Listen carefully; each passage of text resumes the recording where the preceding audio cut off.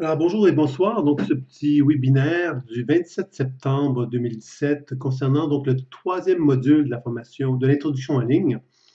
Alors l'idée de ça, c'est de vous présenter donc pour commencer peut-être les techniques de base qui sont enseignées dans le module 3, puis de répondre à vos questions sur la pratique. Alors je vais peut-être prendre le temps dans une première étape de revenir sur la pratique du module 3. Donc dans le module 1, pour commencer, on avait vu la pratique de l'enracinement, le décodage intuitif, donc les techniques de base permettant le décodage intuitif. C'était vraiment ça qui était vu dans le premier module.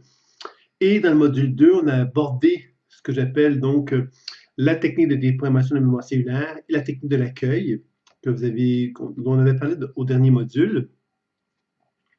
Et après le module 2, ben, on avait donc finalement complété ce que j'appelle le triangle de la pratique, c'est-à-dire le décodage intuitif, la déprogrammation et un soin énergétique. Donc, dans ce cas-ci, c'était la technique de l'accueil qui était proposée. Dans le module 3, on apporte une autre technique psycho-énergétique qui sont les techniques d'auto-guérison, les techniques de guérison, qui sont une combinaison de 3 techniques pour travailler sur un organe ou un système du corps physique, donc pour faire d'auto-guérison sur soi ou pour faire un soin sur un partenaire.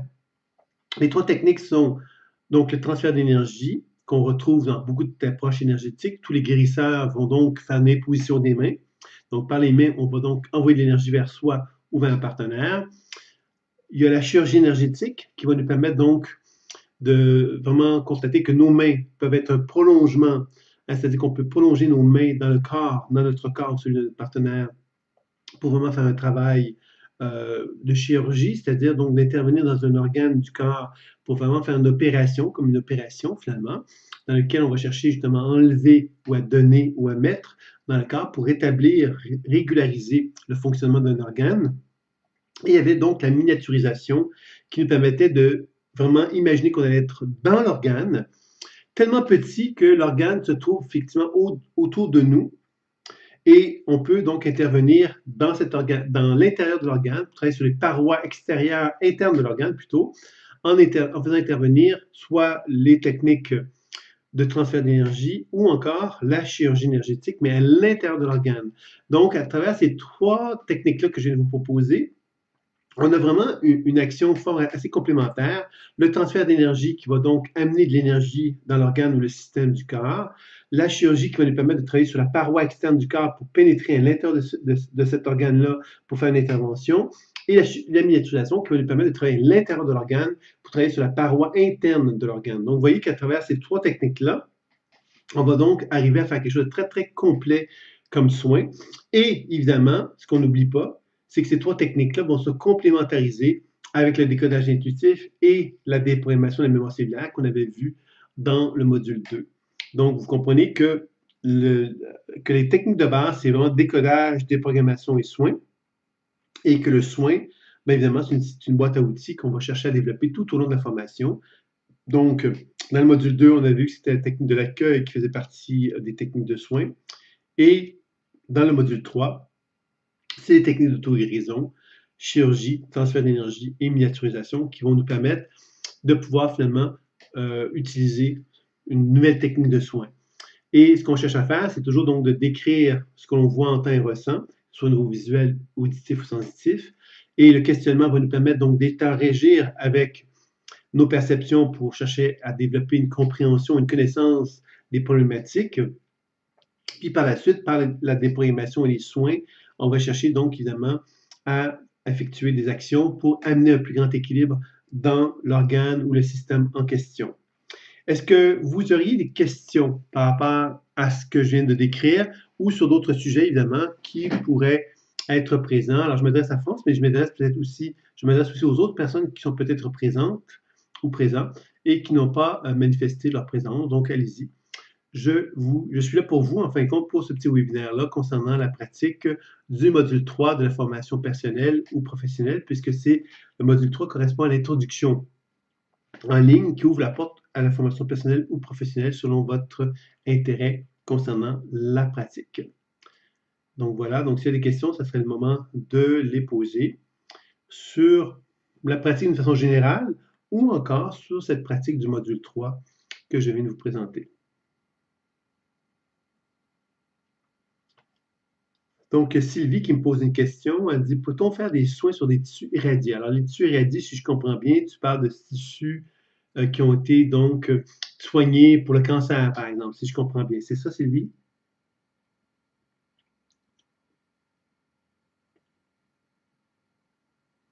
Juste me répondre, ne pas être juste, mais bien sûr qu'on parle de la même chose.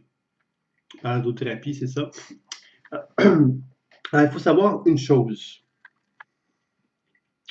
Quand on dit peut-on faire des soins sur des tissus irradiés, il y a une technique dont j'aimerais vous parler parce que c'est une technique quand même qui a été développée par des guérisseurs, mais qui a été reprise par une infirmière qui s'appelle Dorothy Krieger et qui a quand même amené cette approche-là dans le milieu médical. Et une des raisons pour elle a porté cette technique-là dans le milieu médical, c'est qu'elle avait observé que cette technique-là était fort intéressante pour soigner des gens qu'on ne pouvait pas toucher. Alors, qu'on ne pouvait pas toucher parce qu'ils étaient des brûlés, des grands brûlés, par exemple, ou des gens qui ont eu des opérations majeures, etc. Je vous parle de ça parce qu'évidemment, ce sont des situations des régions plus fragiles. Donc, évidemment, ce type de technique-là va très bien s'appliquer.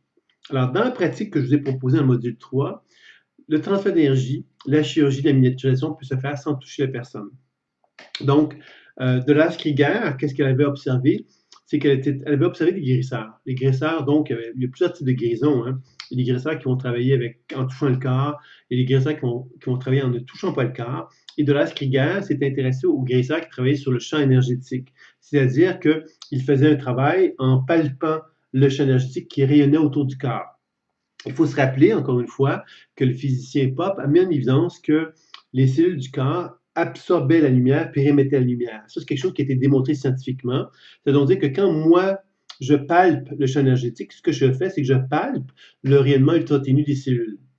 Et cette femme-là, Dolores Krieger, a donc cherché à mettre en place, en s'inspirant des soins que les guérisseurs proposaient, en se disant, ben moi, je veux amener ces techniques-là qui sont merveilleuses dans le milieu médical et je veux démontrer au milieu médical, donc au milieu des médecins et des infirmières, que ces techniques-là ont un impact sur la santé et plus particulièrement sur les gens qui ont été opérés ou qui ont subi des grandes brûlures, parce que ces gens-là, quelque part, on ne peut pas les toucher physiquement. Donc, ces techniques-là où on peut palper le champ énergétique nous permet donc de pouvoir percevoir des ondes de perturbation dans le rayonnement ultra-ténu des cellules et par des techniques de soins associées à ça, ben, on peut arriver à renforcer donc le champ énergétique.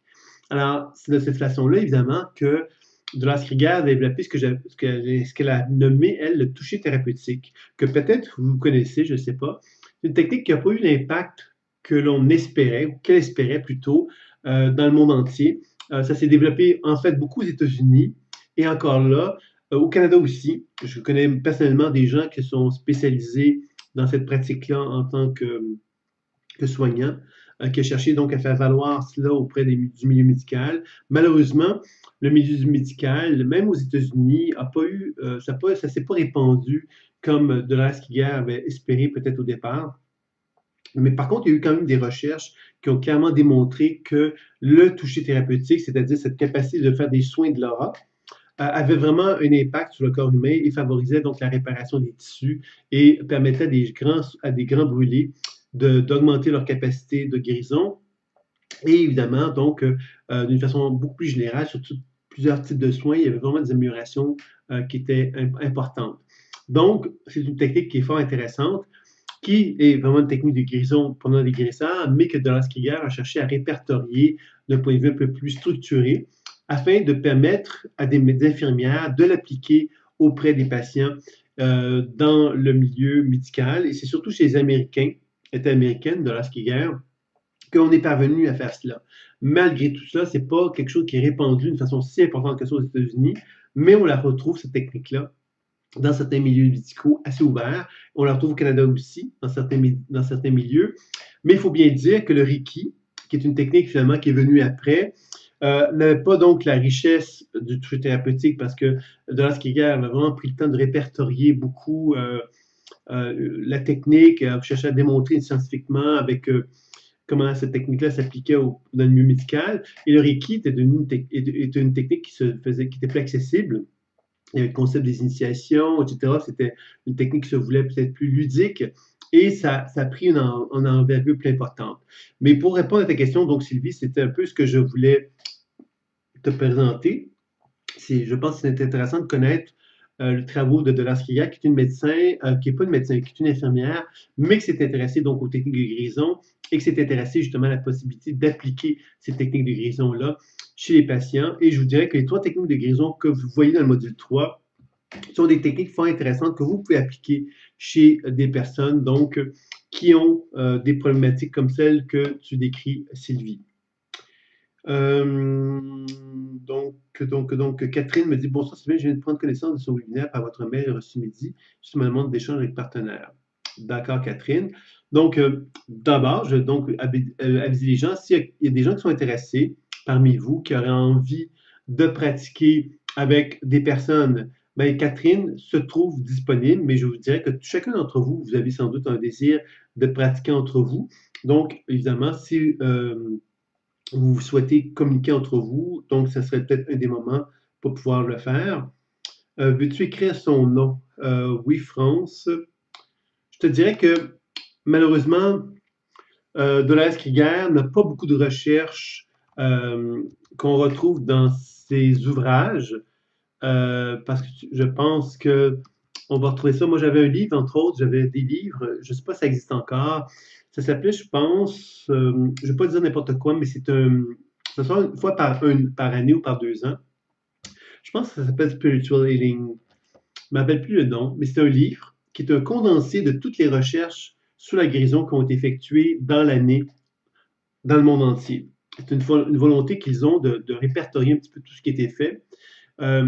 Malheureusement, la majorité des recherches qui sont dans ces livres-là ne sont pas très sérieuses parce que justement, bon, on a fait 10 cas par exemple. Vous savez, malheureusement, c'est pas très scientifique parce que il faut comprendre que l'argent ne va pas dans une direction comme celle-là. C'est-à-dire qu'il y a peu de gens qui sont intéressés à vouloir démontrer que la guérison a un impact. Un des rares qui a réussi à le faire d'une façon un peu plus scientifique, avec un peu plus de moyens, c'est Bernard Grad, qui est un médecin canadien qui vivait à Montréal, que j'ai dû rencontrer aussi. Et ce monsieur-là fait des recherches dans les années 70. Donc, vous comprenez quelque part que depuis ce temps-là, les grandes recherches sur la guérison, il n'y en a pas eu beaucoup, malheureusement. Et Dolores Krieger, bien évidemment, sa tentative à elle, c'était de développer une approche.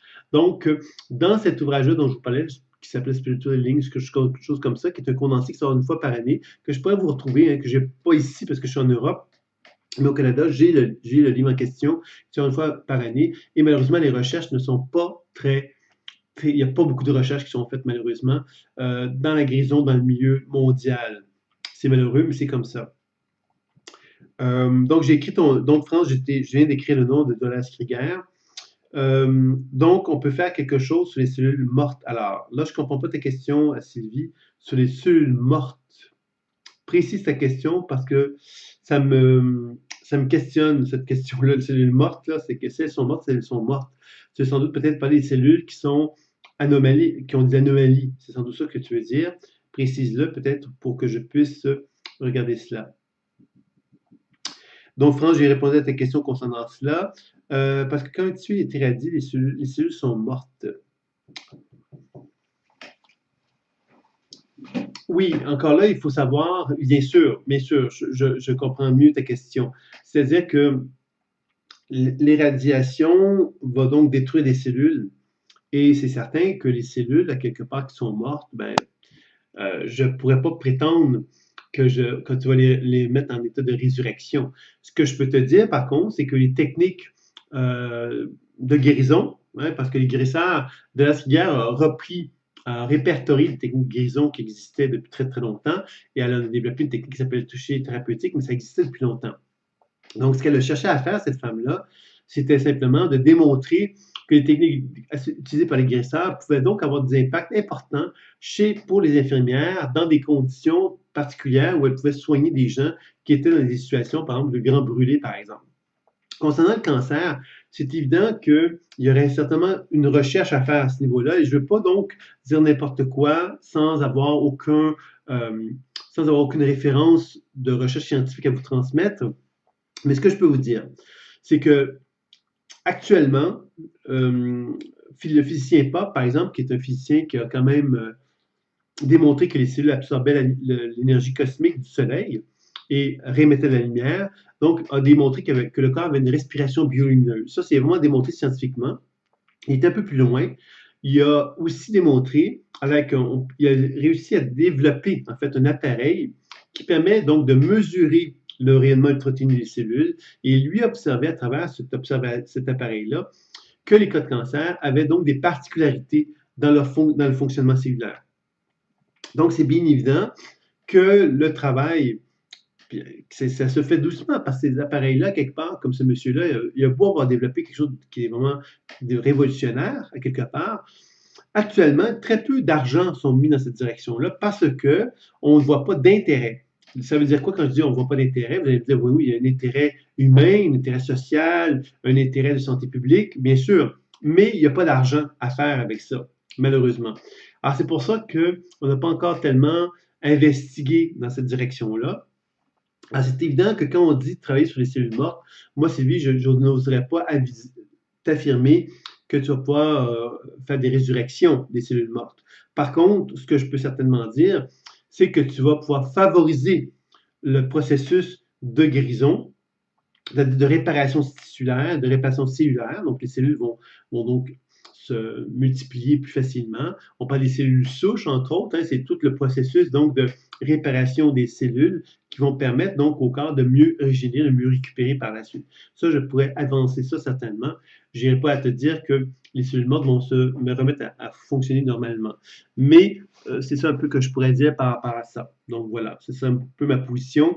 Et évidemment, je vais avec de mémoire, je ne suis pas au courant non plus des recherches les plus récentes qui ont pu avoir à ce niveau-là. Mais mon expérience à moi, quelque part, m'indique bien que le cancer a plusieurs raisons d'être, hein, plusieurs façons de fonctionner pour faire des soins à ce niveau-là. La première chose, c'est qu'il y a Hammer, par exemple, qui a émis l'hypothèse que que le cancer était développé par un conflit biologique. Ce conflit biologique-là, lui, il l'avait observé à travers des lésions au niveau du cerveau. Donc, il avait constaté que les conflits biologiques qui se trouvaient dans notre conscience se manifestaient sous forme de lésions dans le cerveau et que ces lésions-là avaient donc une correspondance avec le corps et étaient donc arrivé à dire, ben voilà, quand quelqu'un a un cancer, il y a donc une lésion, un conflit biologique qui est là. Il faut donc travailler sur le conflit biologique pour réparer le cancer, régulariser le cancer. Donc ça, c'est une hypothèse. L'autre hypothèse, c'est un guérisseur qui va vous dire, ben voilà, il suffit simplement de réparer le champ énergétique, de remettre l'aura ou le champ biolumineux d'une façon équilibrée, de répartir harmonieusement dans tout le corps pour que justement la personne retrouve le potentiel de guérison. Ça aussi, c'est quelque chose qui est reconnu à travers les temps hein, par les guérisseurs. Et évidemment, les guérisseurs peuvent donc avoir un impact et il est reconnu que certaines personnes atteintes de cancer ont donc pu récupérer et que les guérisseurs qui les auraient soignés auraient pu donc avoir une influence importante à ce niveau-là. Donc ça, je pense que c'est important de le noter également. Donc, vous voyez qu'il y a toute la notion psychologique. C'est pour ça que dans la pratique intuitive que moi je propose, on a un décodage intuitif qui nous permet de comprendre la cause, la déformation qui nous permet de mettre en évidence le potentiel évolutif qui est relié donc à la perturbation qu'on régularise et qu'à mesure qu'on la régularise, on voit le potentiel évolutif. Et le potentiel évolutif va nous amener justement à faire un soin pour augmenter le potentiel de guérison.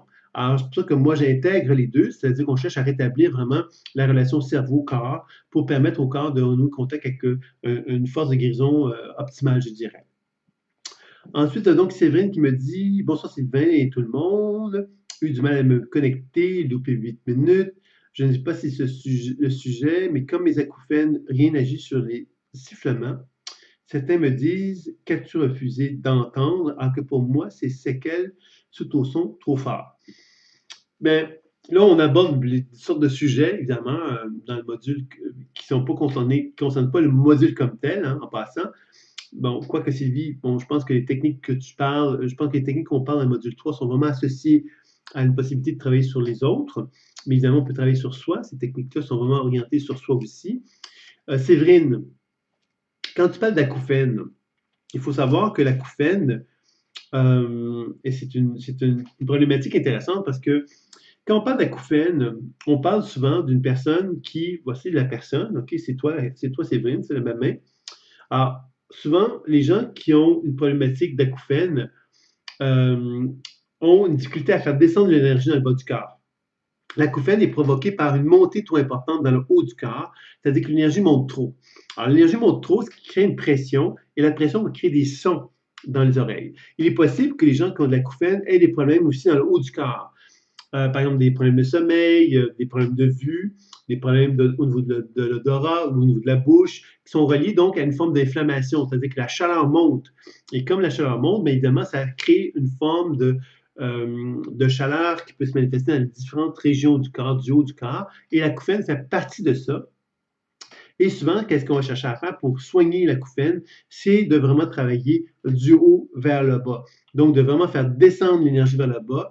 Alors, c'est ça qui serait vraiment conseillé de faire habituellement pour une situation concernant l'acouphène. Là, tu me parles évidemment d'une cause qui serait reliée donc au fait d'avoir avoir été à un concert, que tu aurais pu avoir vécu cette acouphène-là.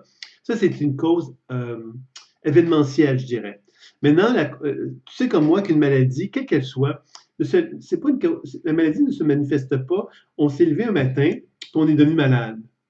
On est vraiment malchanceux. Et ce matin, on est tombé malade. La maladie nous est tombée dessus. On sait que c'est pas comme ça que ça fonctionne. On sait que la maladie, c'est quelque chose qui se prépare à plus ou moins long terme parce qu'il y a des conditions énergétiques qui vont favoriser la maladie.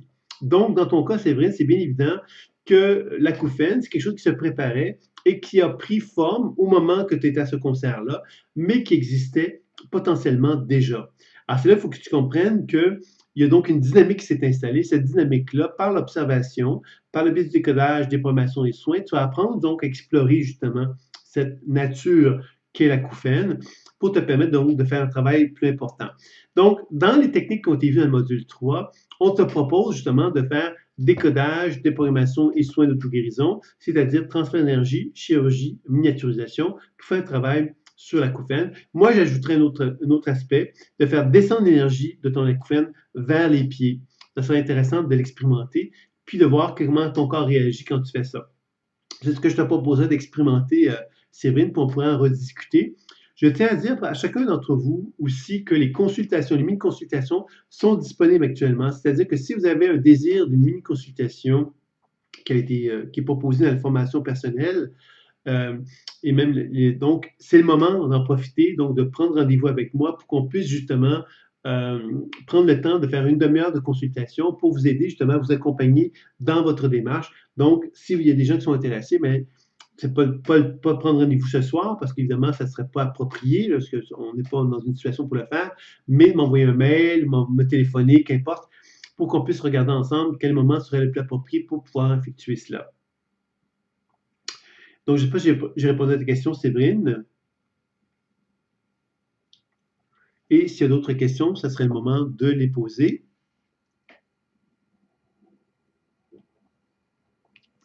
Alors, pour toi, Séverine, c'est ça, l'important, c'est de pratiquer et de tenter de voir qu'est-ce que ça va faire.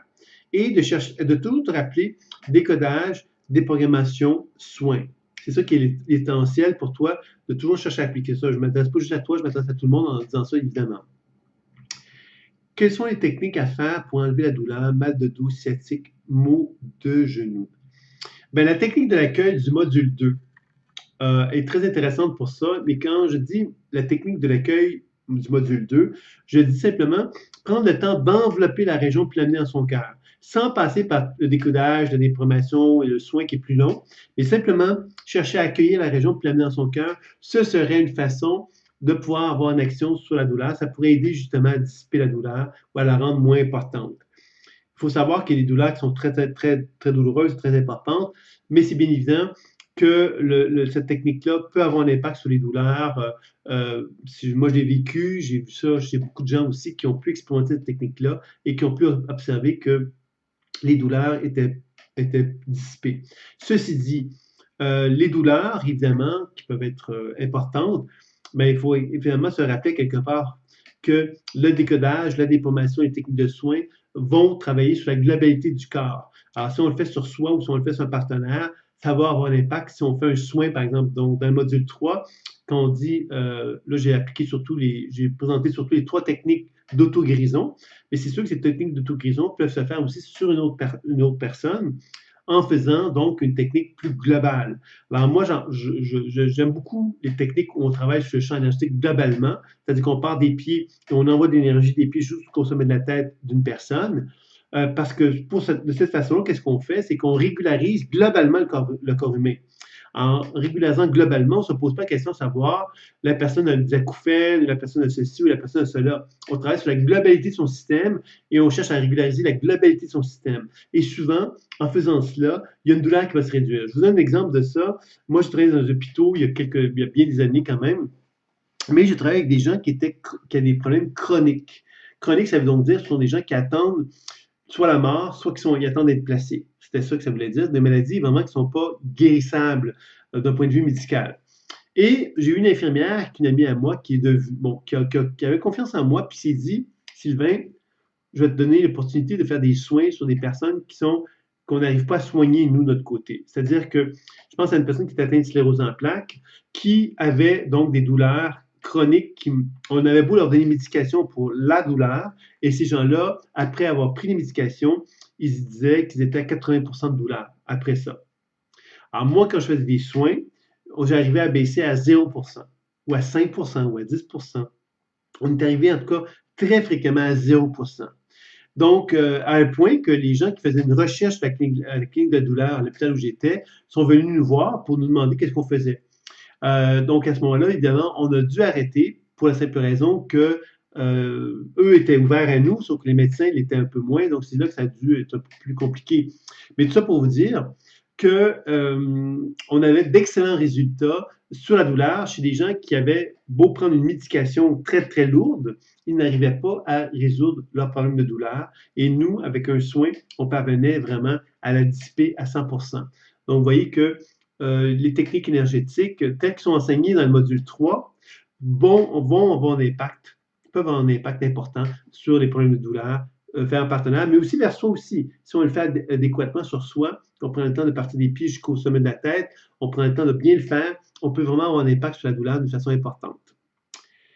Donc, pour un soin avec un partenaire effectué à distance, quelle disposition le partenaire a à prendre si celui-ci est peu habitué aux soins à distance? Allonger au calme durant combien de temps? Alors ça, Catherine, c'est un protocole qui va se définir à deux. C'est-à-dire que moi, je pourrais te dire que le soin va prendre 1 heure, par exemple, OK? Mais toi, tu pourrais me dire, oui, mais moi, ça me prend 1h30 de faire un soin. Ou moi, ça me prend 30 minutes de faire un soin. Ou moi, ça me prend 20 minutes de faire un soin. Mais à ce moment-là, tu comprends, Catherine, que c'est personnel. Alors moi, évidemment, j'ai un protocole que je vous propose dans le cadre de l'enseignement, mais ce protocole-là n'est pas figé dans le béton. C'est-à-dire que selon votre intérêt, vous allez avoir envie de le faire pour que vous soyez confortable. Et vous allez avoir envie de le proposer à votre partenaire pour qu'il soit confortable. Donc, si vous savez que ça va vous prendre 1 heure, 1h30 ou 30 minutes, mais c'est préférable de dire à votre partenaire, bon, ben, étends-toi, mets-toi dans une position de disponibilité, parce qu'évidemment, si la personne est en train de lire, en train de regarder la télévision, ou en train d'écouter un truc audio, ou de jouer sur un ordinateur ou sur un téléphone cellulaire, c'est évident qu'il n'est pas disponible. La disponibilité, ça implique évidemment qu'il va simplement recevoir le soin pendant le temps qu'on va le faire. Et nous, on va prendre le temps de noter ce qu'on va faire pendant le soin. Et quand on va reprendre contact avec lui, quand on aura terminé, ben, d'une part, lui va être avisé qu'on a terminé parce qu'on reprend contact avec lui et on va pouvoir ensuite lui faire part de tout ce qu'on a fait comme soin sur lui. Et lui va pouvoir nous faire part de ce qu'il a vécu dans l'expérience. Parce que comme il aura été dans une position de disponibilité, comme il n'aura pas été dans une position où il aura fait plein de choses en même temps, ben, il sera beaucoup plus disponible pour pouvoir nous raconter ce qu'il a vécu. Donc, les conditions, c'est quoi? C'est-à-dire que vous allez vous mettre d'accord pour un rendez-vous, mettons à 20h ce soir, demain soir. J'ai un rendez-vous, Catherine, j'ai un rendez-vous avec toi, Catherine. Et à ce moment-là, vous allez vous définir de quelle façon vous allez vous connecter. Catherine pourrait me dire, ben, à 20h, appelle-moi. Appelle-moi par téléphone, par portable, par ligne fixe, ou par Skype, ou par Facebook, ou par Hangout. Et là, Catherine m'appelle, me dit, Catherine, Sylvain, je commence le soin. Est-ce que tu es préparé? OK, je m'installe. OK, là, je suis prêt. Tu peux y aller. OK, j'y vais. Et là, pendant 1 heure, on va se mettre d'accord, pendant 1 heure, ben moi, Sylvain, je suis étendu et je relaxe et j'observe qu'est-ce qui se passe. Et quand moi, Catherine, j'ai terminé le soin, je rappelle Sylvain en lui disant, Sylvain, j'ai terminé le soin, je vais prendre le temps de noter et je te rappelle dans 10 minutes. OK, moi en même temps, je vais faire la même chose, je vais te noter ce que j'ai vécu pendant le soin, ce que j'ai expérimenté pendant ce que tu m'as donné le soin. Et à ce moment-là, dans 15 minutes, Catherine va me rappeler, puis elle va pouvoir me faire part de ce qu'elle a vécu, ce qu'elle a expérimenté, puis moi, je vais pouvoir lui faire part aussi de ce que j'ai expérimenté en tant que receveur, en tant que celui qui recevait le soin.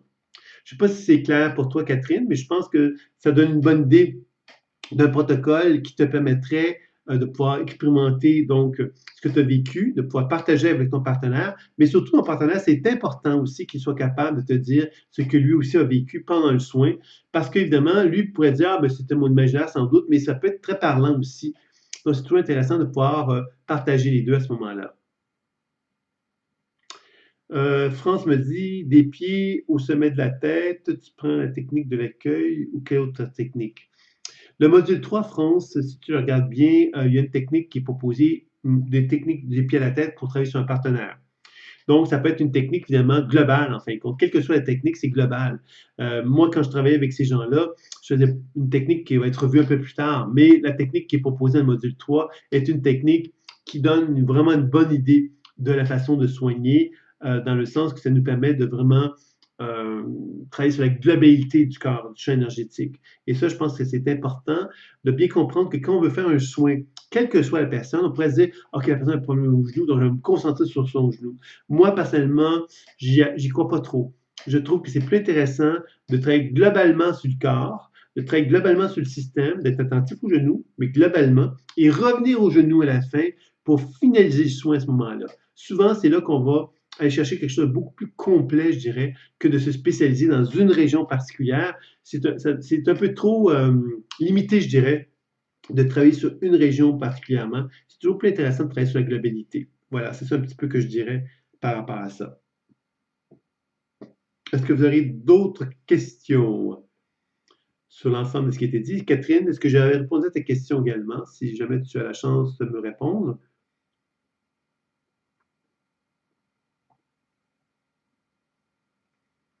Entendu, merci. La retransmission de la séance de guérison vers le partenaire est à faire dans sa totalité, en particulier si j'ai perçu des mémoires de vie antérieure ou événements traumatiques.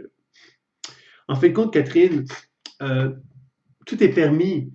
L'idéal, c'est que toi, ce que tu vas vouloir vivre dans cette consultation-là, c'est de pouvoir parvenir justement à proposer à ton partenaire euh, l'ensemble du soin. L'ensemble du soin, ça veut dire quoi? Dans le décodage intuitif, tu as perçu donc au niveau du champ énergétique des particularités, normalement. Tu as perçu au niveau psycho-émotionnel des mémoires personnelles de la vie de la personne, des mémoires peut-être psychogénéalogiques, donc provenant de ses ancêtres, ou encore les mémoires d'autres vies. Donc, ça serait logique que tu aies peut-être l'envie de partager ça. Et d'un point de vue spirituel, ce serait possible aussi que tu aies des informations à transmettre d'un point de vue de collaboration avec des guides ou de l'alignement au soi supérieur. Ça aussi, c'est juste chose que tu pourrais avoir envie de partager qui touche davantage le décodage intuitif. La déprogrammation, ça va être des informations qui vont t'amener à dire à ton partenaire ce que tu as fait comme intervention sur la mémoire, qui était potentiellement figée au départ, pour amener ton partenaire à s'aligner avec sa nature profonde. Et par la suite, les techniques de soins, tu pourras avoir envie de parler des techniques de soins pour faire part à ton partenaire des modifications que tu as pu faire dans son champ énergétique et peut-être même sur la globalité de sa conscience psycho-émotionnelle aussi, spirituel, et dans lequel tu pourrais donc effectivement lui faire part de ce que tu as pu réparer ou faire et quelles seraient les prochaines étapes de prochains soins. Tu pourrais aussi terminer avec un plan d'action plutôt, c'est-à-dire de lui présenter quelles seraient les actions qui pourraient être faites pour soutenir le travail qui est effectué. Ce serait quelque chose qui pourrait donc être intéressant. France qui me dit, tu connais Coupeur de feu. Ben moi, j'ai eu la chance d'avoir une personne qui avait donc le don des brûlures et du feu, qui nous a transmis donc le don, entre guillemets, de ça. Et je vous dirais que ce don-là, quelque part, c'est vraiment un don hyper simple. Hein, je n'ai pas l'autorisation de vous le donner parce qu'on avait, ils nous avaient demandé à quelque part de rester à un niveau privé à ce niveau-là, donc pas de le divulguer. Mais je vous dirais que c'est quelque chose de très, très simple. C'est plus à quelque part une forme de formule verbale hein, qui nous amène à être capable de travailler sur le feu ou de travailler sur les brûlures. C'est ça un petit peu que je dirais par rapport à ça.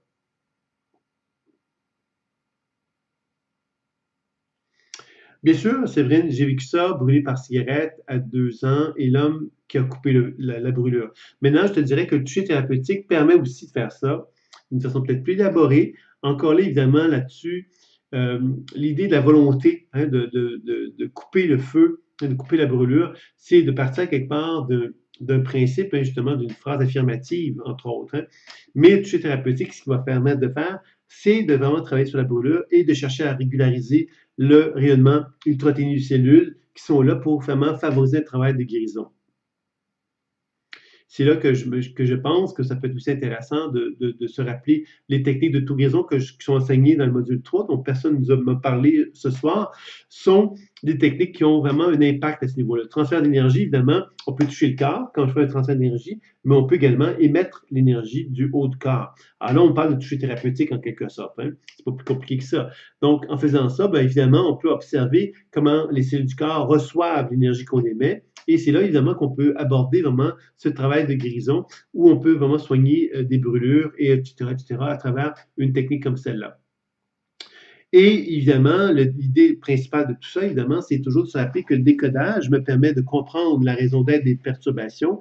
La déformation me permet de travailler sur la mémoire et le soin va me permettre de travailler sur l'auto-guérison. Et dans le module 3, ce qu'on cherche à faire, c'est vraiment de mettre en évidence ces trois aspects-là qui font qu'on recoupe énormément de choses. Parce que quand on regarde, par exemple, au niveau de la guérison, l'histoire de la guérison, on comprend qu'il y a des gens qui vont nous dire que la guérison se fait dans le corps physique. Les médecins, par exemple, vont nous parler du corps physique. Les magnétiseurs, de Reiki, etc., vont nous parler de l'aspect énergétique. Il y a des gens qui vont nous parler de l'aspect psycho-émotionnel. Par exemple, la biologie totale, qui est un courant très important il y a quelques années, a beaucoup mis en phase là-dessus, en nous disant que tout est dans la tête, à quelque part, et non pas dans le corps ou dans le champ énergétique. Et donc, même les guérisseurs qui vont travailler sur la guérison spirituelle, la guérison, comment l'appelle-t-on? Euh, il y a un livre derrière qui est très populaire là-dessus, la science du miracle, qui va davantage travailler sur l'aspect spirituel. Donc, vous voyez qu'on peut vraiment travailler sur plusieurs façons la guérison. L'idée, évidemment, moi, dans mon enseignement, j'ai essayé de vous présenter une vision globale de la guérison sur plusieurs aspects pour faire comprendre qu'il était possible de travailler sur tous ces aspects-là. Et c'est ça un petit peu qui est intéressant. Et le décodage des formations et soins nous permet vraiment de faire un genre de vision globale de tous les aspects de la santé sur lesquels on peut travailler sur une personne. Catherine me demande, oui, c'est le partenaire qui débute à parler de son ressenti ou c'est moi? Le plus important, Catherine, c'est dans une pratique, c'est de comprendre que tu as sans doute à expliquer à ton partenaire ce que tu as vécu, ce que tu as expérimenté, pour la simple raison que tu dois lui démontrer que tu as été capable de faire quelque chose, que tu as vu des choses.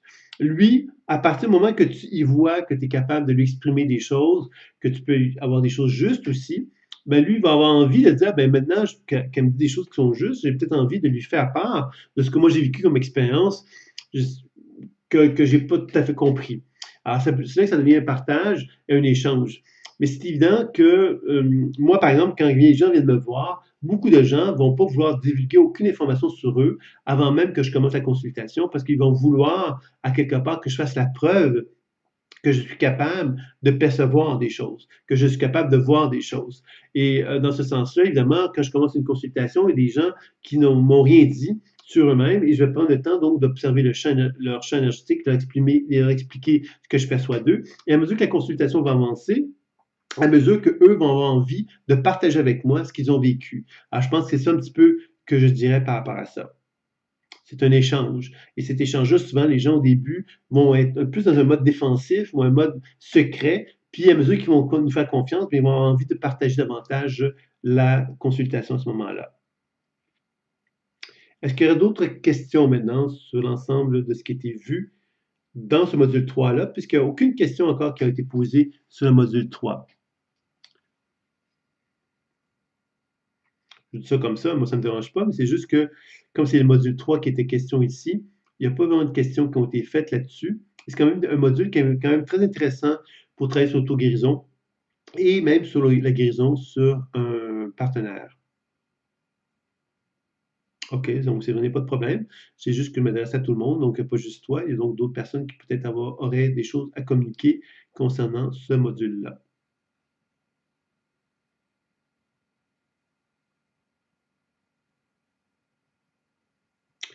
Que penses-tu des C'est vrai que ce module?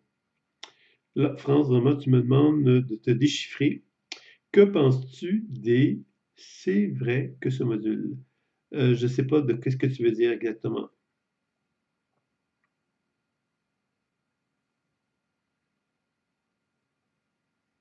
Peut-être que tu peux me poser la question différemment pour que je comprenne, parce que là, je ne comprends pas.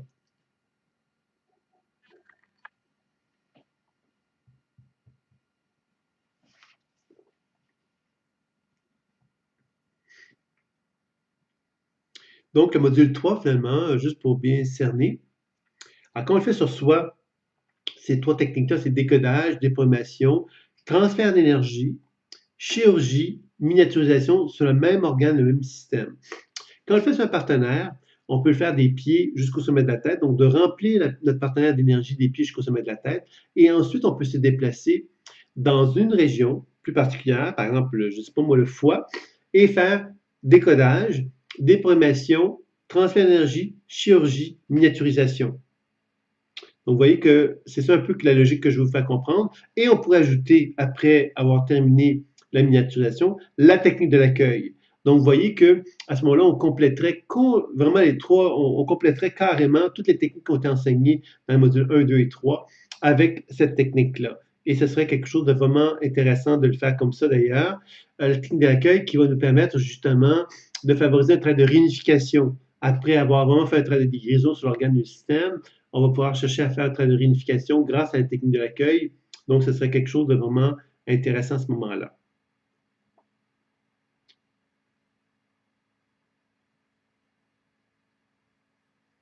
Est-ce qu'il y a d'autres questions maintenant sur l'ensemble des thèmes qui ont été abordés ou encore des questions que vous pouvez avoir d'une façon générale, hein? Ça peut toucher tous les domaines et toutes les questions que vous pouvez avoir.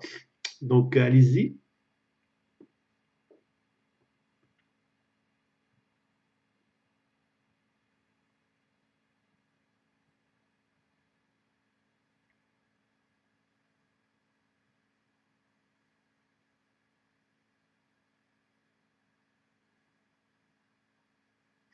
Ma question est-ce qu'en personnel, je cherche aussi d'abord en général, car ma cheville, où je sens rien par exemple, pas de communication, les vidéos en perso, c'est souvent axé sur un organe.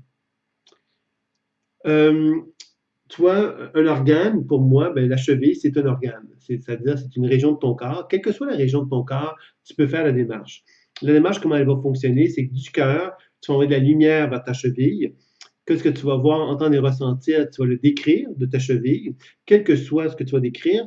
Ce que je conseille souvent dans le module, et je sais bien qu'on puisse y revenir, c'est de prendre le temps, si on ne sait pas à quoi ressemble une cheville, de regarder, surtout avec Internet, maintenant c'est facile, de trouver un dessin de l'ossature de notre cheville, par exemple, à quoi ressemble une cheville physiquement, véritablement, euh, dans un contexte de dessin anatomique, par exemple, et on peut mettre notre attention sur ce dessin-là et on va laisser venir à nous une perception visuelle, auditive ou sensitive de la cheville en question.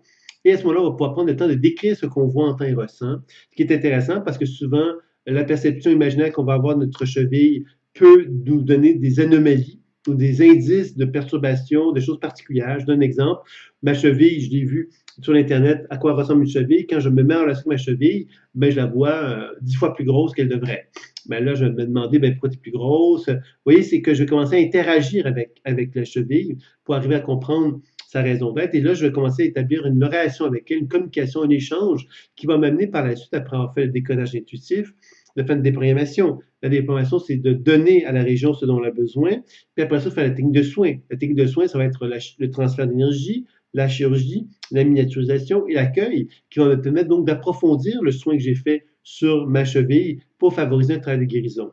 Mais avant tout, Séverine, je te dirais que la chose importante à faire, c'est de prendre le temps de vraiment faire un soin global. Global, la technique d'enracinement est une belle façon de faire un soin global. La technique d'enracinement me permet d'expérimenter un travail énergétique de mes pieds jusqu'au sommet de ma tête à travers la relation, la connexion que j'effectue avec la terre et le ciel dans mon cœur. Donc, je ne sais pas si c'est plus clair pour toi, Séverine.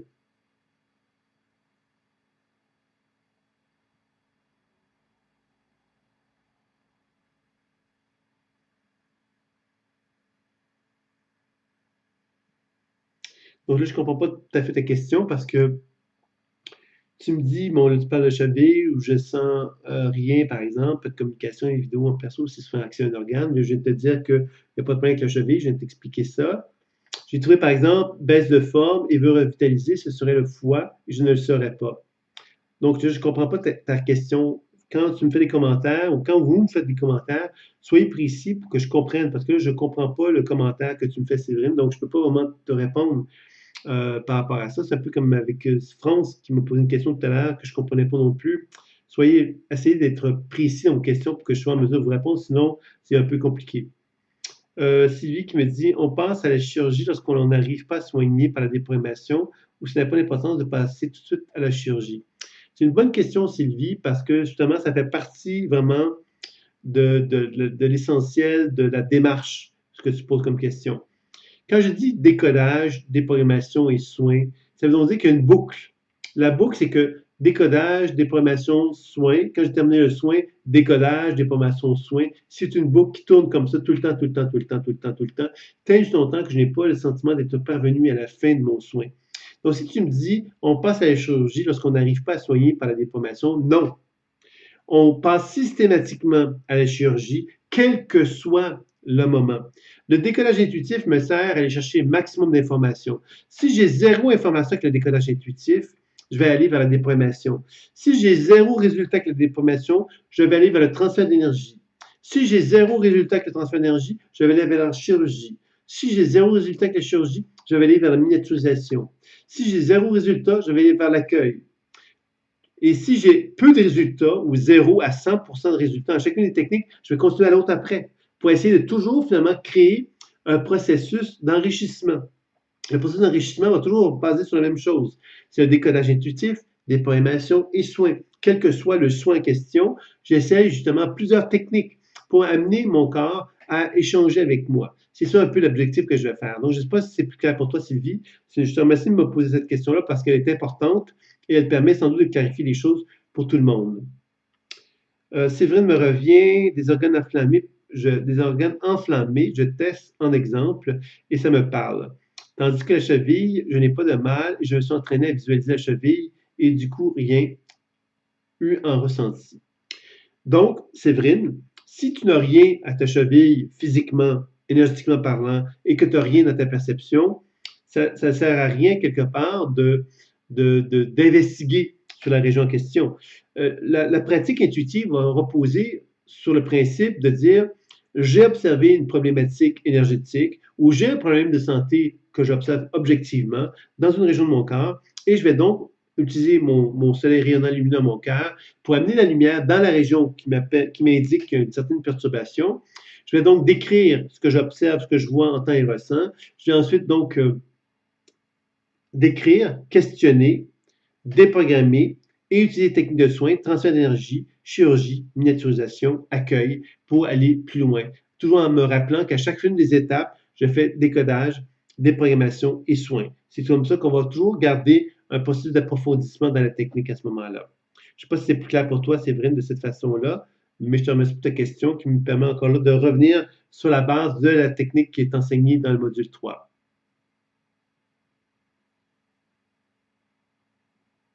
Est-ce qu'il y a d'autres questions?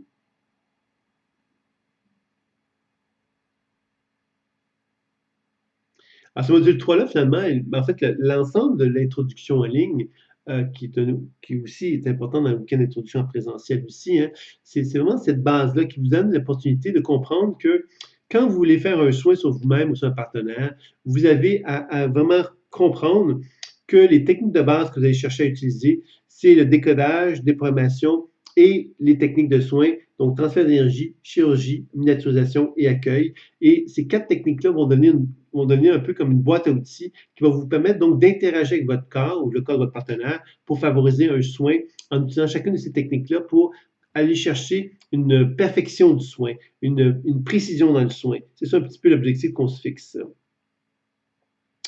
J'ai eu du mal à l'accueil de soi avec imaginer un miroir et soi. Est-ce le soi, même position que l'on est sur le moment, ou silhouette comme on peut, expliquer par réussir à imaginer mon moi physique aller dans le miroir, mais inverse. Alors là, Séverine, je sais que tu m'as posé des questions à ce sujet-là, et je te dirais que quand on parle de pédé... Là, parce que toi, tu arrives avec des pointilleuses dans tes questions, et je te dirais que le processus intuitif euh, ouvre la porte à une créativité. La créativité, c'est par exemple, tu me donnes un exemple, je te dis, moi, de mettre quelque chose dans le miroir, puis que finalement, c'est l'inverse qui se passe. Ben, je te dirais, est-ce que ça fonctionne pas? Parce que le plus important, c'est pas tellement la technique. Parce que la technique, finalement, c'est que chaque être humain a une façon d'interagir avec son imaginaire qui lui est propre. Le plus important, c'est la technique, c'est le résultat. Le résultat, c'est est-ce que je suis capable de faire du décollage intuitif?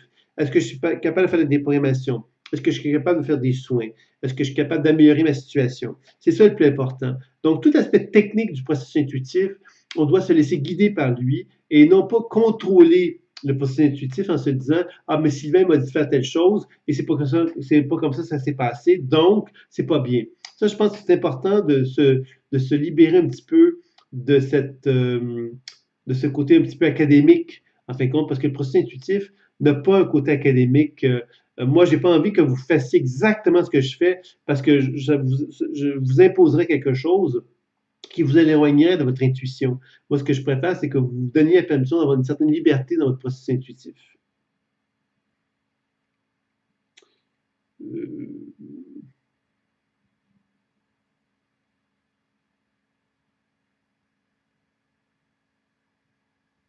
voilà, ben oui, c'est ça. Pour toi, c'est vrai, en plus, ça va être d'autant plus facile parce que tu as déjà une certaine autonomie, une certaine individualité, une certaine créativité qui t'est propre. Donc, tu as beaucoup plus de facilité à te faire confiance dans ce processus-là. Et c'est ça la clé. Faire confiance au processus intuitif, ça veut dire quoi? C'est avoir la foi.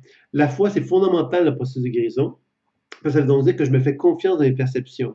Alors, si vous êtes toujours en train de vous demander qu'est-ce que Sylvain vous a dit de faire, vous n'allez pas avoir confiance en vous-même, vous allez toujours avoir confiance en ce que je vous dis. Et c'est pas ça l'objectif. L'objectif, c'est que vous ayez confiance en votre processus intuitif. C'est vraiment la clé, je vous dirais. Catherine, lors des exercices que j'ai réalisés en suivant les modules, j'ai parfois des tensions dans le corps. À ce moment-là, que dois-je faire?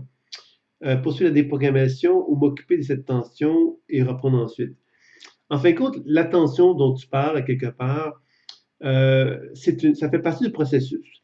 Par exemple, si je suis en train de travailler sur mon genou puis je sens une tension à mon épaule, ben, je peux évidemment reconnaître que le travail que je fais sur mon genou entraîne une tension sur mon épaule. Ça veut donc dire que la tension sur mon épaule a donc une relation avec le travail que je fais sur mon genou. Donc, je peux questionner mon épaule en sachant que mon épaule a donc une liaison avec mon genou. Ça fait partie du processus de guérison aussi, de comprendre qu'il y a une vision globale qu'on doit mettre en évidence. Hein. La vision globale, c'est de comprendre que quand je fais un travail sur une région de mon corps, je dois comprendre effectivement que cette région-là c'est pas localisé là uniquement le travail que je peux faire. Je peux me retrouver effectivement à constater que le travail que je fais sur une région peut avoir donc une réaction ou une chaîne causale. Une chaîne causale, c'est des relations qui peuvent paraître un peu surprenantes, mais qui peuvent exister et qui peuvent me mettre dans une position où j'apprends donc à rétablir le champ énergétique de mon corps en reconnaissant ces chaînes causales-là, c'est-à-dire les relations qui existent entre une région de mon corps et une autre région de mon corps, par exemple. Tu vois? C'est ça un peu que je dirais par rapport à ça, Catherine. Je ne sais pas si c'est plus clair pour toi.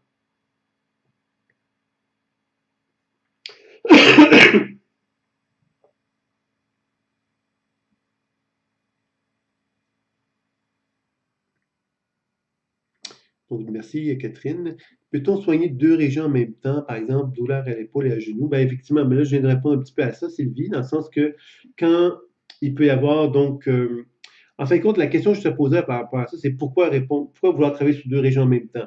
Je pense que si deux régions sont là, c'est qu'on peut travailler sur elles, mais de dire, ben là, je travaille sur mon épaule et mon genou en même temps, parce qu'à quelque part, j'ai mal aux deux endroits c'est peut-être préférable de commencer par une région puis aller vers l'autre, je dirais, ça serait plus logique, il me semble. Mais en même temps, quand on fait un soin global, comme je disais tout à l'heure, le soin global peut travailler sur plusieurs aspects en même temps, sauf que quand on a fini le soin global, on va aller vers les régions qui restent encore douloureuses ou qui restent tendues. C'est ça un petit peu l'idée de ça. Séverine qui me dit une question dans un une question dans un cas justement sur les pensées limitatives. Quelqu'un a dit tout allait sauf l'argent. Quelqu'un a dit tout allait sauf argent et tension dans son corps. Là, je comprends vraiment pas ta question. Une question dans un cadre justement sur les pensées limitatives. Quelqu'un a dit que quelqu'un a dit tout allait sauf argent et tension dans son corps. Je comprends pas très bien ta question, mais c'est sûr que les pensées imitatives sont des pensées qui ont tendance effectivement à se répéter. Donc, nous, en tant qu'êtres humains, on doit apprendre aussi à observer ces pensées imitatives qui reviennent tout le temps. Les pensées imitatives, c'est ce qui émane de notre cerveau régulièrement sans qu'on ait à réfléchir. Ça, c'est une première chose. La deuxième chose, c'est la loi de l'attraction. C'est-à-dire qu'est-ce que la vie nous amène sur notre vie, sur notre chemin de vie. Ça nous informe aussi de ce qu'on émane. Elle n'émane pas par notre cerveau conscient, mais ce qui émane de notre champ énergétique. Donc ça aussi, ça peut être une façon de travailler sur la pensée imitative, de constater que l'univers nous met sur notre chemin des expériences à vivre, et ces expériences à vivre, on doit apprendre justement à faire un travail dessus. Alors ça peut être intéressant à ce moment-là de faire ça aussi. J'ai visionné une vidéo et elle demandait quoi faire lorsqu'elle avait une pensée imitative et elle avait parlé argent. Bien sûr, ce sont des pensées déprogrammées. Je ne comprends pas les questions, Séverine. Parce que les pensées limitatives, il y a plein de pensées limitatives. L'argent peut être une pensée limitative. Et là, je ne comprends pas ta question. C'est-à-dire que si j'ai un problème d'argent ou j'ai de la difficulté avec l'argent, je peux donc avoir des pensées limitatives qui font que j'ai des problèmes d'argent. Bien sûr, mais je ne comprends pas toujours encore ta question par rapport à ça. Pour te répondre, je ne suis pas en mesure de répondre clairement à ta question à ce sujet-là parce que je ne comprends pas très bien c'est quoi que tu veux me transmettre. Peut-être que tu peux préciser. Oui, voilà, ben, elle n'avait pas eu de réponse. Je vais rechercher et redirer plus tard, pas grave. Alors, quand tu me parles de ça, ce que je voudrais juste savoir, c'est est-ce que tu parles d'une vidéo que moi j'ai fait, dans laquelle une personne pose une question sur l'argent, ou tu parles de quelque chose de plus général, parce que là, vraiment, je ne sais pas, peut-être que tu peux revérifier et me revenir là-dessus, et me préciser tes questions, parce que ta question n'est pas précise. C'est-à-dire que tu me parles de pensée imitative, tu me parles d'argent, tension dans le corps, je ne comprends pas très bien où tu veux en venir et quelle est la question par rapport à ça. Mais ce que je te dirais, c'est que dans les modules qui vont venir, dans les modules 4, 5, 5 plus particulièrement, l'information personnelle et les modules sur les chakras d'information professionnelle, on va aborder la typologie de la pleine conscience intuitive, qui est vraiment importante dans la pratique et qui nous permet de travailler d'une façon très spécifique sur des problèmes de cet ordre-là. Par exemple, l'avare, celui qui n'a pas dépensé de l'argent, ou le dépensier, ou celui qui n'a pas un sou. Euh, on développe des façons de faire pour travailler sur ces énergies-là qui sont des sous-personnalités qui sont en soi. Et là, ça peut être très intéressant parce qu'on peut vraiment faire un travail très approfondi en décodage, déploiement et soins sur ces énergies-là. Et ça pourrait vraiment être une façon de travailler qui serait intéressante. Mais on n'est pas encore rendu avec le module 3, mais dans le module 4 et 5 de la formation personnelle et les modules 4 et 5, 1 et 2 de la formation professionnelle, on va aborder ce sujet-là de façon plus spécifique, je dirais. Est-ce que vous avez d'autres questions maintenant sur l'ensemble de ce qui a été vu ou sur d'autres sujets avant qu'on termine?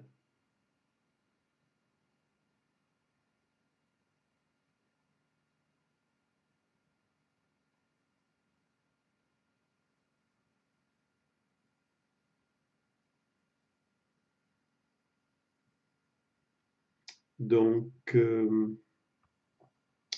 il semblerait que les questions ont été pas mal toutes posées. J'attends encore un peu.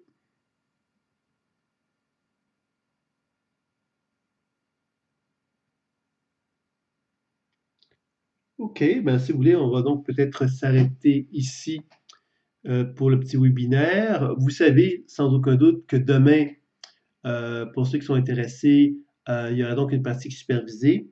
C'est sur le site chatdeveloppementconscience.com que ça va se faire, mais il y a eu des petits problèmes la dernière fois pour certaines personnes qui n'arrivaient pas à me voir dans ce site-là.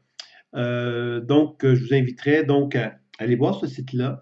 Et si vous ne me voyez pas, gardez en contact cette adresse-là pour qu'on vous puissiez aller sur cette adresse-là, parce que moi, je serai sur les deux adresses à la fois pour que la pratique personnelle se fasse le plus adéquatement. Et là, je vous inviterai donc à pouvoir pratiquer entre vous les techniques d'auto-guérison ou de guérison plutôt que vous avez expérimenté dans le module 3, mais là, vous allez le faire sur un partenaire et vous allez pouvoir échanger la position passive et active, c'est-à-dire vous allez donner à la personne un soin et la personne va pouvoir faire un soin et vous allez pouvoir échanger. Donc, si ça vous intéresse, c'est demain, donc à même heure, 20h, sur le site chatdéveloppementconscience.com ou encore celui-ci, puisqu'on prendra le temps de pouvoir faire un partage dans les deux endroits pour être sûr que tout le monde me voit, puisque la dernière fois, j'avais un petit problème, donc je l'ai évité de reproduire ça ici.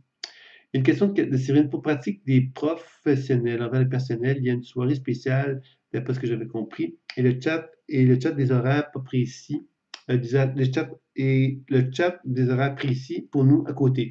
Effectivement, là actuellement, on parle des pratiques supervisées entre vous. Pour le professionnel, ça viendra plus tard, Séverine, quand des gens professionnels vont manifester un intérêt à pratiquer avec des gens. Je vous aviserai. Présentement, les gens à la pratique professionnelle n'ont pas encore tellement manifesté un intérêt à vouloir pratiquer avec d'autres gens. Ils ont, semble-t-il, des pratiques à faire avec d'autres personnes. Alors, ceux qui sont intéressés, ben là, j'ai compris que ça viendra progressivement à mesure que le temps va passer. Il y aura donc des pratiques avec des professionnels qui pourront être des gens en formation professionnelle qui pourront vous proposer des soins à ce moment-là. Avec les partenaires, ce n'est pas clair pour moi le projecteur et l'utilisation de l'écran. Donc, le projecteur et l'écran sont deux techniques qui sont, en fin de compte, c'est deux techniques c'est la même technique, sauf qu'on c'est deux façons différentes de simplement l'aborder. Alors, quand je le fais sur moi, le projecteur, c'est je mets de la lumière sur mon genou. Si je le fais sur un partenaire, je vais simplement mettre de la lumière sur le genou de mon partenaire. Ça, c'est le projecteur, tout simplement. Et je vais ensuite prendre le temps de faire des descriptions, des codages, des formations et soins. Quand j'utilise la technique de l'écran, sur moi-même, je vais projeter mon genou sur l'écran. Et quand je fais mon partenaire, je vais prendre son genou et je vais le projeter sur un écran, tout simplement. Alors, ça va me permettre de voir comment le genou va apparaître dans l'écran que je vais envoyer chez mon partenaire. Alors, vous voyez, c'est simplement deux façons différentes de travailler avec une technique, avec la technique. Et selon votre intérêt, vous pouvez avoir envie d'utiliser deux techniques systématiquement, ou peut-être vous allez plus préférer le projecteur ou l'écran selon l'objectif que vous ressentez.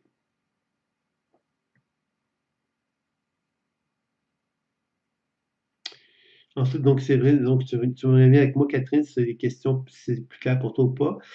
OK, je pensais comme Catherine étant en début professionnel, c'est pour ça qui apprend envers autrui. Qui apprend envers autrui. En fin de compte, Séverine, les formations professionnelles se font, quand j'avais parlé de ça, c'est des pratiques qui vont se faire plus tard quand les gens en formation professionnelle auront pratiqué entre eux et qu'ils auront envie d'aller chercher d'autres pratiques avec d'autres personnes. C'est là qu'il y aura ces propositions-là qui sont faites, tout simplement. Moi, je te dirais de toute façon, Séverine, qu'actuellement, tu es dans un stade dans l'introduction qui te permet de pouvoir pratiquer avec d'autres gens sur cette pratique-là. C'est ça qui est le plus important, c'est que tu te mettes dans une position où tu expérimentes la pratique pour toi et pour un partenaire dans le contexte de l'introduction, puisqu'à partir du module 4 de la formation personnelle, il n'y en aura plus de pratique vers les autres. Donc, c'est une occasion pour toi de découvrir la méthode pour travailler simplement sur les autres, pour découvrir un petit peu comment ça fonctionne. Donc, c'est bien. Donc, c'est bien, Séverine. Donc, tant mieux. J'ai répondu à tes questions. Ça me fait plaisir. Excusez-moi. OK. Catherine, je serais intéressée à pratiquer avec toi. Donc, tu vois, il y a France qui serait intéressée à pratiquer avec toi, Séverine. Je ne sais pas si tu serais en mesure d'être là demain, puisque France dit qu'elle va être là demain. Alors, si tu es intéressé, donc elle est du Québec, mais bon, ça ne change pas grand-chose puisque l'Internet nous permet de travailler tant au Québec que pour la France. Donc, si tu as un intérêt, Séverine, Attaque France, ça peut être une option. Identique pour tous ceux qui veulent. Donc, si tu es là, Séverine, demain, sur le chat ou sur ce site-ci, on pourrait donc je pourrais vous mettre en relation à ce moment-là carrément, puisque vous allez pouvoir le faire par vos propres moyens. Oui, ben voilà. Donc, demain, tu pourras pratiquer avec France ou avec d'autres personnes, évidemment, du groupe. Mais là, France s'est montré intéressée à travailler avec toi, donc ça pourrait t'intéresser. Donc d'abord, ben, c'est bien, Catherine sera là aussi, donc tant mieux. Donc il y aura plusieurs personnes qui seront là. C'est super. Alors voilà, donc je pense que je vais m'arrêter ici puisque on a pas mal fait le tour de la question. Alors, donc demain, 20h, 14h heure du Québec, pour ceux qui sont du Québec, et 20h heure de la France. Je serai connecté aux deux endroits, donc aux deux adresses, celle-ci et le chat. Moi, je vous invite à aller sur le chat parce qu'évidemment, ça nous permet de l'expérimenter un petit peu. C'est un espace avec lequel j'ai eu un petit peu de problèmes techniques pendant un certain temps et je voudrais voir un petit peu comment il se comporte. Donc, si vous allez sur le chat, ça serait bien. Il faut devenir membre, c'est gratuit. Et à partir du moment que vous êtes membre, ben, quelque part, vous rentrez dans la salle et moi, je serai là, je vous attendrai et on pourra regarder ensemble si ça va bien. Si ça ne va pas bien, on reviendra tout simplement sur cette salle-là. Donc voilà, il n'y a pas d'inquiétude pour demain à 20h ou 14h heure du Québec. Donc voilà. Ah ben, je vous remercie pour ce webinaire qui était bien intéressant. J'espère que j'ai répondu donc à vos questions et on se reparle donc demain pour la pratique supervisée. À très bientôt. Passez une belle fin de soirée à chacun d'entre vous. Merci. Au revoir.